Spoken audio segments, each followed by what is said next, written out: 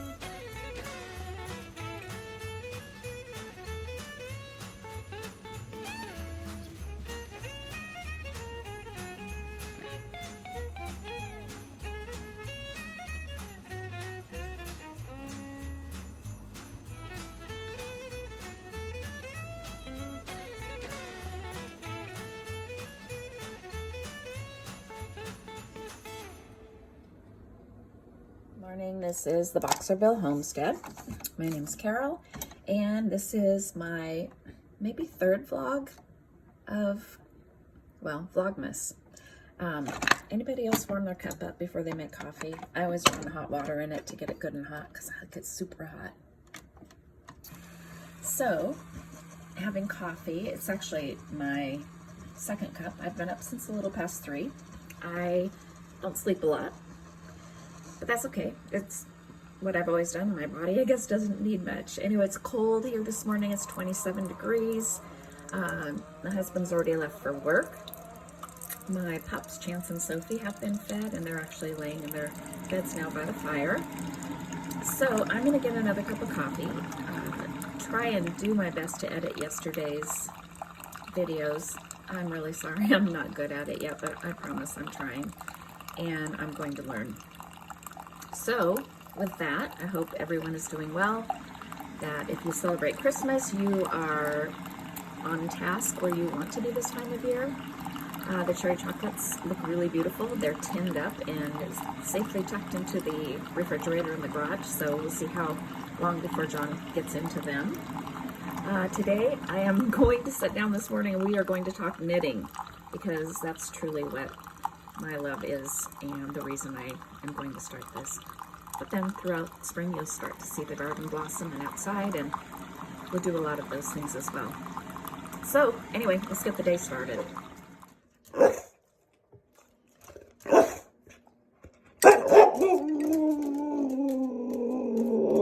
Okay, then I guess you are hungry. Very hungry girl. Yeah. Look what's right at my feet. And there's another one coming over. I call her my kitty cat because she insists on getting and perching up on the back of my chair when I sit here in what my husband fondly refers to as my nest. Because, hey, knitting, okay.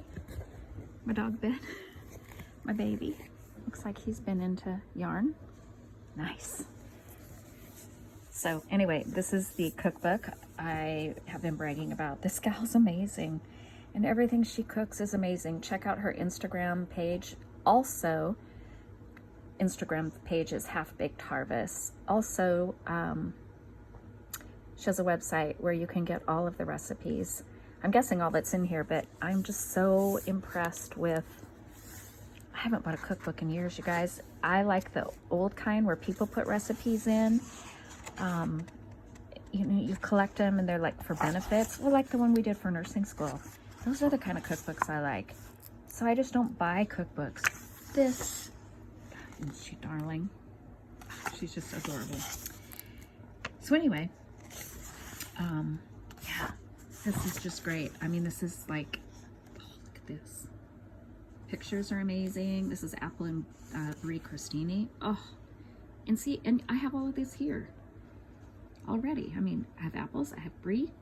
I bake bread every week, so I always have some bread that's kind of on the outer edges where it's getting a little drier, and it makes great crostini. That might be happy hour. We'll see. I'll let you know.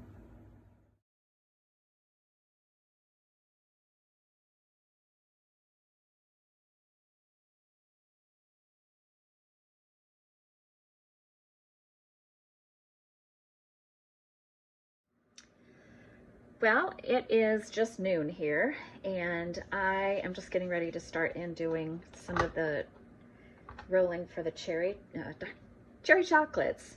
So I just thought I'd kind of show you a couple how I do. So I do have a little butter on my hand. I roll it out, cherry, and then you wrap it around like so. And then I try to smooth it a little bit so that the chocolate is that way smooth when you go to dip it. Put it over there, and you just keep going. I think I pulled out like 30 maybe cherries.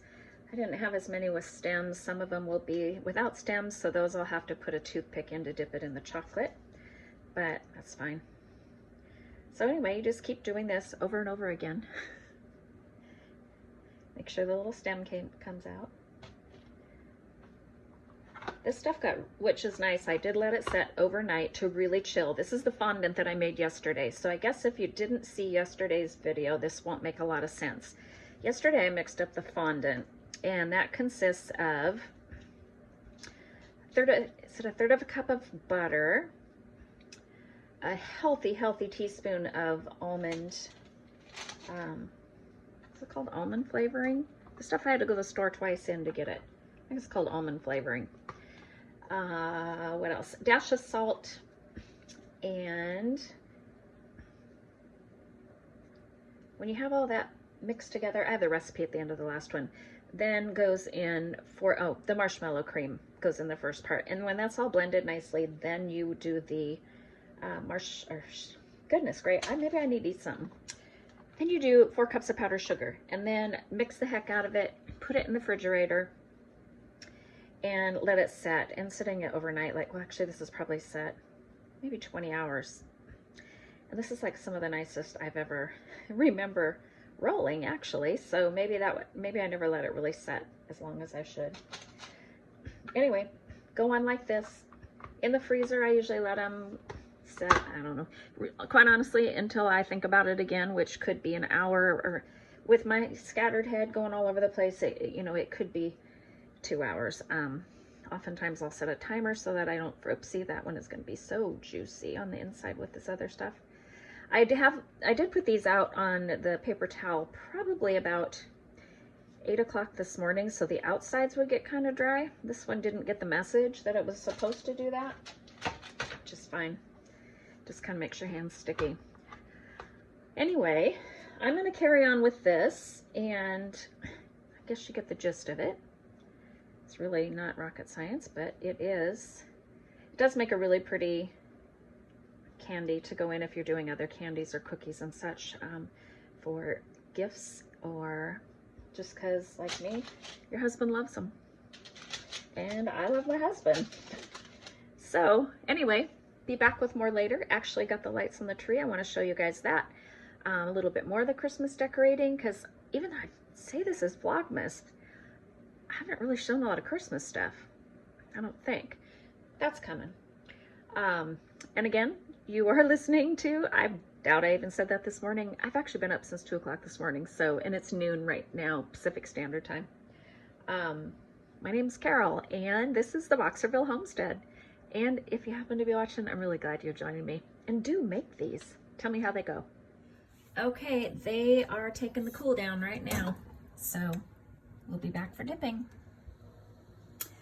Okay, so in my fake double broiler, because that's all I've ever used, I'm going to start dipping these. I might have taken these out a little bit quick, but the ones with the stem, of course, are the easiest. I swirl them a little bit so it does drop some of it off, and it also gets them a little bit, it sets the chocolate a little bit so it doesn't all fall down. See how much comes off. I just think it looks nicer. And then set them down. With this inside of here, I don't know, probably everybody here's made that, but it is just, I start with just a bag of dark chocolate because that's what I prefer. I don't have the ones that I usually like, which is the, I don't know, it's like 80-some% chocolate, dark chocolate, but I don't have them here, and I'm just using what I have. So I dip them, and then these will go back into the freezer for probably a half an hour, and then I am melting up there some white chocolate, just in the microwave, very slow. And I always put wax in both of them. I've used it for years. My mom used it. I don't know who before that. It's fine. Nobody gets sick from it. But it gives the chocolate a nice sheen. It makes the chocolate actually look very pretty. And it thins the chocolate enough as well so that it's like nice, and it just looks nice on the chocolates. It gives them a nice sheen, I think. I don't know where both hands are going up and down. So anyway, this is how I dip them. Like I said, this is kind of a tedious little bit of it. It's a labor of love. You know, like I said, my husband loves them, I love him. So that's what we do. I probably won't even eat one of these. He is the sweet tooth in the family. I like savory. I like salty, hearty kind of things. I'm just not a real sweet eater. And you know, when you make a lot of candy, like this is nothing this year compared to what we used to do so much for gifts and such, and just kind of gotten away from it. For one thing, you know, my mother's not here anymore, and she was the one that I would do it with quite a bit, and my father, and John will do it when he's home, but he works a lot. So I do it. John will help dip, actually. And he did ask if we were going to do coconut balls. That's another one of his favorites, which is funny because he tends not to like coconut as a rule. I don't know. So I'm just going to go ahead and dip these. I'm going to get them in the freezer, again, like I said, and then I will come back and just kind of show you how I dress them. Then they'll go in the freezer one more time, and then we'll put them in a metal tin, like box, for, like I said, it takes a couple, they'll start juicing. As a matter of fact, there's a couple that have started to juice already. I'll show you. That's shooting the juice out of the top, and you'll see on the hole up around the stem, or where the toothpick is going to come out, you'll see when the juice starts to come out of that hole. I try to seal it when I go back over it with the white drizzle, just so it stays inside, but it doesn't always work. But you'll see them when they start to juice, and John will start trying them right away, I'm sure. Anyway, this is the one I was talking about right here. That, I don't know how close I am or where I am because I'm looking at the other side of my phone, but you can see the juice already starting to come out. That's okay. That'll be one he can test early on. Well, I truly am going to talk knitting. That's coming up next, I hope. My husband is on his way home from work, but I brought down a few sweaters that I've knit over the years, two of which are going to be very familiar for anybody that's a knitter. They are both of the same pattern, and I got them done at the very end of the summer season, short sleeved. You guys already know what it is. It's too ranunculus. But then it got really cool. I guess I could wear shirts under them, but they really are more stemmed for like fall or spring. I guess summer as well, but I tend not to wear wool in the summer as much. Well, I will come back and show you the finished product, and then hopefully we'll get to talk some knitting, and I have a few Christmas things that if I haven't already thrown in, I will have shortly hereafter. I may have accidentally just called 911, so if this gets interrupted. Anyway, this is the white chocolate chips thinned down with some more of the cooking wax. And these are the cherries that all have been dipped. And I did string some of the rest of the chocolate over the top of them too, just not to waste it. And But the white, then I've always done the cherry chocolates afterwards, mostly because we generally will do peanut butter balls, coconut balls, and try to do each one of the tops different, although in lots of these they have the stems, but not all of them do. And so, and this makes them look fancy. I'm sure it doesn't do anything to the taste of them, but it does make them look a little prettier. So that is it for the cherry chocolate. So like I said, they'll get boxed up and in the refrigerator. Some of them have already started juicing, but it'll kind of depend upon how patient my husband is as far as when he gets in to eat them. And that's it. And they are quite pretty when they're done.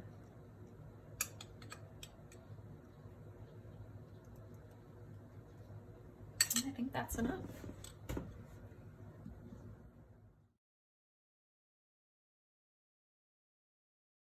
Ooh, today it's just cold. I think it's made 30 degrees, but the sky's a little different looking today than it was yesterday. It's gray. St. Francis out there. I just threw some apples and a pear out for Hazel. Here comes Wild Woman. It's cold, huh? Yes, it's cold. I've had some action this morning. I had a red-headed sapsucker. I don't know if I'll be able to put it in, but I'll try. On the feeder, and a harried woodpecker. And then the hummingbirds are still pretty busy on that one. And then I have one on the window as well. It doesn't freeze. This one will freeze, but with the Christmas lights on it, it actually is. These guys are silly.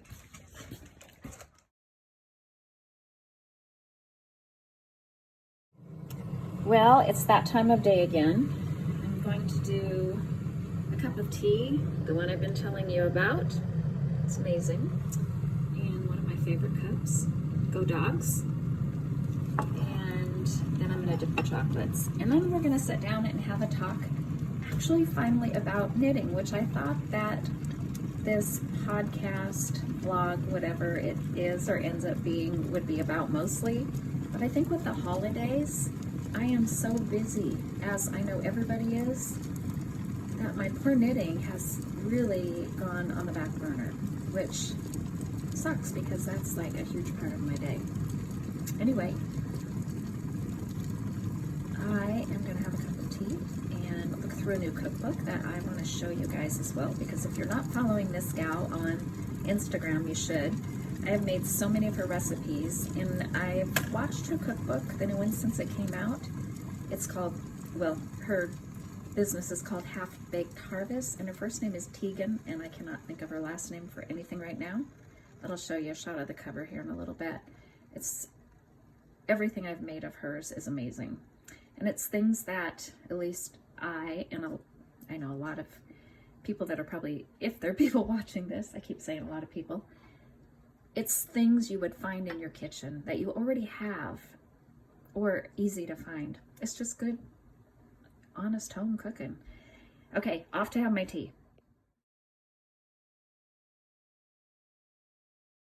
So I forgot to go through this. I plan on smoking some fish this weekend, living in the Pacific Northwest, but however, this fish actually came from Alaska. It's sockeye, and it is in a brine right now. And I will brine it. I usually leave it on the counter until it gets nice and juicy, and then I'll put it in the refrigerator for a couple of days, minimum of one, but I prefer about 48 hours.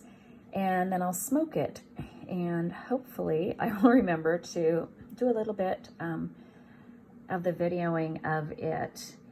I just use a very simple brine that I was taught, oh my gosh, by a man that's no longer alive, my friend Jerry, when I was probably early 20s. However, my mom always smoked fish when I was growing up as well.